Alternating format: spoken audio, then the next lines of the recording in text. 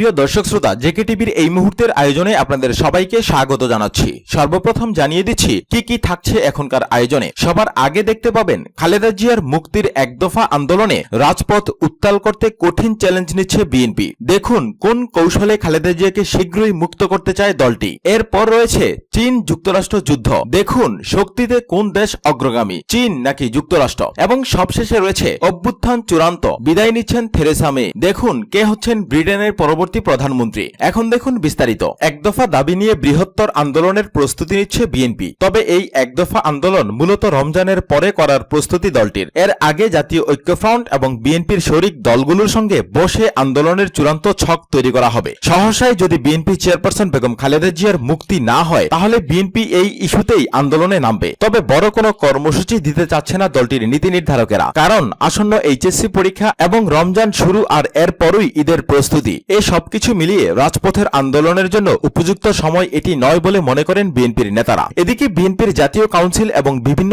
অঙ্গ এবং সহযোগী সংগঠনগুলোর সম্মেলন করার বিষয়টি নিয়েও ভাবছে দলটির নীতি নির্ধারকেরা। মাঠের আন্দোলন চাঙ্গা করতে হলে সবার আগে দলকে সুসংগঠিত করার উপর জোর দিয়েছেন লন্ডনে অবস্থানরত দলের ভারপ্রাপ্ত চেয়ারম্যান তারেক রহমান। তারেক রহমান চান সাংগঠনিক কর্মকাণ্ড থেকে ঝিমিয়ে পড়া দলকে চাঙ্গা করে আন্দোলনের উপযোগী করে তোলা। লন্ডনে থাকা তারেক রহমানের ঘনিষ্ঠজনেরা জানিয়েছেন তারেক রহমান অঙ্গ এবং সহযোগী সংগঠনের সভাপতি এবং সাধারণ সম্পাদকদের সঙ্গে নিয়মিত কথা বলছেন। তাদের তাগিদ দেয়া হচ্ছে সম্মেলন করার জন্য। সম্মেলনের আগে প্রতিটি জেলায় জেলা কমিটি, বিভাগীয় শহরে মহানগর কমিটির পুনর্গঠন করার তাগিদ দেন তিনি। বিশেষ করে জাতীয়তাবাদী ছাত্রদল এবং যুবদলকে শক্তিশালী করার উপর গুরুত্ব আরোপ করেন লন্ডনে অবস্থানরত তারেক রহমান। সূত্র জানায় পুরো বিষয়টি দেখভালের জন্য মির্জা ফখরুল ইসলাম আলমগীরকে দায়িত্ব দেওয়া হয়েছে। তার সমন্বয়ে একটি শক্তিশালী কমিটি গঠন করার কথা বলেন তারেক রহমান। এছাড়া বিএনপি সমর্থিত পেশাজীবী সংগঠনগুলোকে আরও শক্তিশালী করার তাগিদ দেন তারেক রহমান। পেশাজীবী সংগঠনগুলোর সাথে সার্বক্ষণিক যোগাযোগ রক্ষার জন্য সাংবাদিক নেতা শওকত মাহমুদ এবং দেব নেতা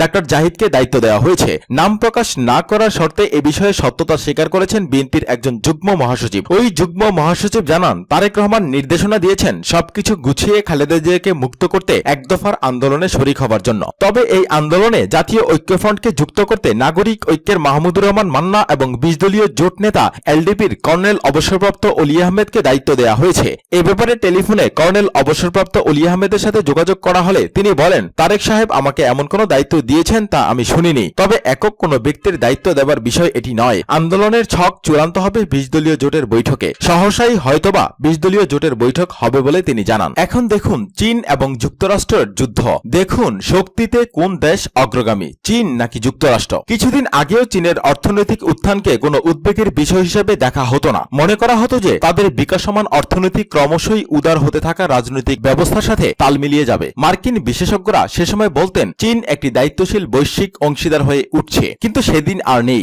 বিবিসির বিশ্লেষক জোনাথন মার্কাস লিখেছেন চীনকে এখন দেখা হচ্ছে এক হুমকি হিসেবে। অনেকেই ভয় পাচ্ছেন যে চীন আর মার্কিন যুক্তরাষ্ট্রের মধ্যে প্রতিদ্বন্দ্বিতা যেভাবে বাড়ছে তাতে শেষ পর্যন্ত একটা যুদ্ধ বেঁধে যেতে পারে। তা যদি হয় তাহলে তার প্রতিক্রিয়া হবে বিশ্বব্যাপী। যুক্তরাষ্ট্রের হার্ভার্ড বিশ্ববিদ্যালয়ের অধ্যাপক গ্রাহাম এলিসন এ নিয়ে একটি বই লিখেছেন, যা এখন নীতি নির্ধারক, শিক্ষাবিদ এবং সাংবাদিকদের অবশ্য পাঠ্য হয়ে উঠেছে। অধ্যাপক এলিসন বলেছেন বিশ্বের ইতিহাসে এরকম 16টি উদাহরণ আছে, তার মধ্যে 12টি শেষ পর্যন্ত শেষ হয়েছে যুদ্ধের মধ্য দিয়ে। প্রাচীন গ্রিসে যেমন অ্যাথেন্স চ্যালেঞ্জ করেছিল স্পার্টাকে, ঊনবিংশ শতাব্দীতে জার্মানি যেমন চ্যালেঞ্জ করেছিল ব্রিটেনকে, ঠিক তেমনি এ যুগে মার্কিন যুক্তরাষ্ট্রকে চ্যালেঞ্জ করছে চীনের উত্থান। অধ্যাপক এলিসন বলছেন ওয়াশিংটন আর বেইজিং এর দ্বন্দ্ব হচ্ছে আজকের আন্তর্জাতিক সম্পর্কের ক্ষেত্রে একটি নির্ণায়ক ঘটনা। অবশ্য সবাই যে এর সাথে একমত তা নয়। পিকিং বিশ্ববিদ্যালয়ের অধ্যাপক এবং নৌ যুদ্ধকৌশল বিশেষজ্ঞ প্রফেসর হু বু বলছেন চীন মার্কিন দ্বন্দ্বের সাথে থুসিডিডেসের ফাঁদের মিল নেই। তিনি বলেন চীনের উত্থান চোখে পড়ার মতো ঠিকই, কিন্তু এখনো সার্বিকভাবে তাদের শক্তি মার্কিন যুক্তরাষ্ট্রের সাথে তুলনীয় নয়। আমেরিকার সাথে চীন পাল্লা দিতে পারে শুধু একটি মাত্র জায়গায়, তা হল পশ্চিম প্রশান্ত মহাসাগরীয় অঞ্চলে। কিন্তু এই প্রশান্ত মহাসাগরীয় এলাকাতেও কি চীন মার্কিন দ্বন্দ্ব হঠাৎ যুদ্ধে রূপ নিতে পারে না? এমন এক প্রশ্নের জবাবে মার্কিন নৌ যুদ্ধ বিশেষজ্ঞ অ্যান্ড্রু এরিকসন বলেছেন প্রশান্ত মহাসাগরীয় এলাকায় চীন যেই সমরসজ্জা করছে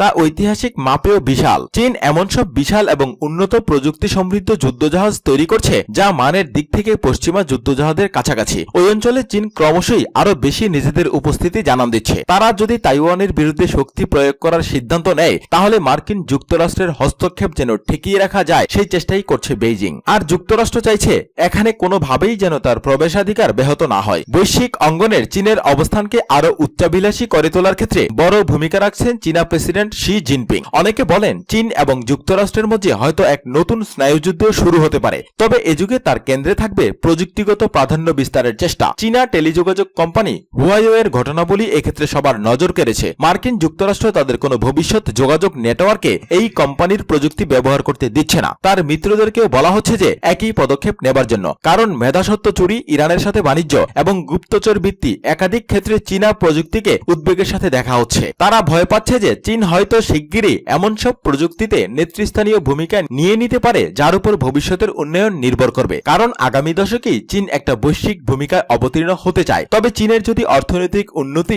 অব্যাহত থাকে তাহলেই এটা সম্ভব হবে। কিন্তু চীন যেহেতু স্বৈরতান্ত্রিক কাঠামো ধরে রেখেছে এবং বাজার সংস্কারকে প্রত্যাখ্যান করেছে, তাই হয়তো উন্নয়নের গতিও হোঁচট খেতে শুরু করেছে। উন্নয়নের গতি স্লথ হয়ে পড়লে চীনে কি হবে? অনেকে বলেন শি জিনপিং হয়তো তখন তার উচ্চাভিলাষ কমিয়ে আনবেন, অথবা তার আভ্যন্তরীণ বৈধতার আঘাত লাগলে তিনি জাতীয়তাবাদ উস্কে দিতে পারেন। কিন্তু যাই ঘটুক, চীন এবং যুক্তরাষ্ট্রের দ্বন্দ্ব থেকেই যাবে। এক্ষেত্রে কৌশলগত হিসেবে হঠাৎ কোনো ভুলের বিপদ সবসময় আছে, কারণ এই উত্তেজনা নিরসন কিভাবে করা যায় তা তো কোনো বইয়ে লেখা নেই। চীন এবং মার্কিন সম্পর্ক এখন একটা সন্ধিক্ষণে এসে দাঁড়িয়েছে। হয় তারা পরস্পরের উদ্বেগ কাটাতে চেষ্টা করবে, নয়তো তাদের দ্বন্দ্ব আরো বাড়বে। তবে যুদ্ধ অবধারিত নয় বলেন অধ্যাপক এলিসন। তার কথা, তার বইতে তিনি কূটনীতির কথাই বলেছেন, নিয়তির কথা নয়। সবশেষে দেখুন, অভ্যুত্থান চূড়ান্ত, বিদায় নিচ্ছেন থেরেসা মে। দেখুন কে হচ্ছেন ব্রিটেনের পরবর্তী প্রধানমন্ত্রী। ব্রিটিশ প্রধানমন্ত্রী থেরেসা মে মন্ত্রিসভার একটি পূর্ণাঙ্গ অভ্যুত্থান চক্রান্তের সম্মুখীন হয়েছেন। তার মন্ত্রিসভার 11 জন মন্ত্রী জানিয়েছেন তারা পদত্যাগ করতে চান। টাইমসের রাজনৈতিক সম্পাদক একথা বলেছেন। টিম শিপম্যান রোববার বলেন, আজ রাত থেকে উৎখাত করতে তার বিরুদ্ধে মন্ত্রিসভার পূর্ণাঙ্গ অভ্যুত্থান চক্রান্ত শুরু হয়েছে। তার সময় ঘনিয়ে এসেছে, তাকে 10 দিনের মধ্যে বিদায় নিতে হবে। তিনি বলেন মেয়ের ডিফেক্টো সহকারী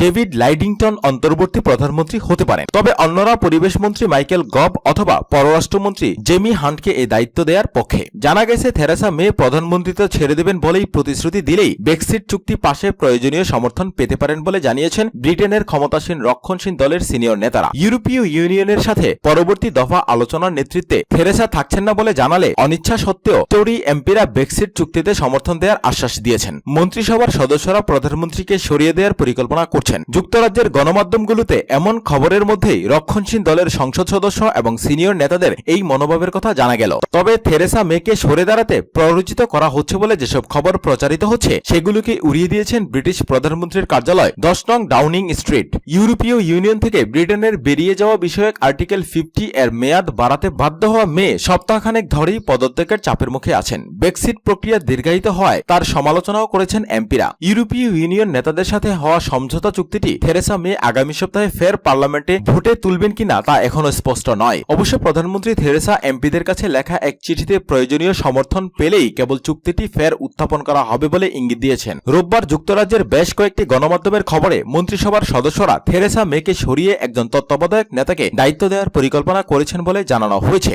এবছরের শেষে নতুন নেতা নির্বাচনের আগ পর্যন্ত ওই তত্ত্বাবধায়কই সব দেখভাল করবেন বলে ভাবছেন তারা। থেরেসা মের স্থলাভিষিক্ত কে হবেন তা নিয়ে টরিদের মধ্যে দ্বিধা বিভক্তি আছে বলেও খবরগুলোতে বলা হয়েছে। এদের মধ্যে থেরেসার ডিফেক্টো সহকারী ডেভিড লাইডিংটনই এগিয়ে আছেন বলে জানিয়েছেন সানডে টাইমস। লাইডিংটন ব্রিটেনকে ইউ এর ভিতরে রাখার পক্ষে ছিলেন। আর দ্য মেইল বলছে ব্রেক্সিটপন্থী পরিবেশ মন্ত্রী মাইকেল গোভই থেরেসার স্থলাভিষিক্ত হিসেবে সবার পছন্দ। অবশ্য প্রধানমন্ত্রী সরে দাঁড়ালেই যে তার ব্রেক্সিট চুক্তি প্রয়োজনীয় সমর্থন পাবে সে বিষয়ে নিশ্চয়তা নেই বলে মন্তব্য করেছেন টরি দলের এক সিনিয়র ব্যাকবেঞ্চার। থেরেসাকে সরে দাঁড়াতে বাধ্য করা হতে পারে, কিংবা তিনি সিনিয়র মন্ত্রীদের সাথে কিছু কাজ ভাগাভাগি করতে পারেন, এমন সম্ভাবনা উড়িয়ে দিয়েছে 10 নং ডাউনিং স্ট্রিট।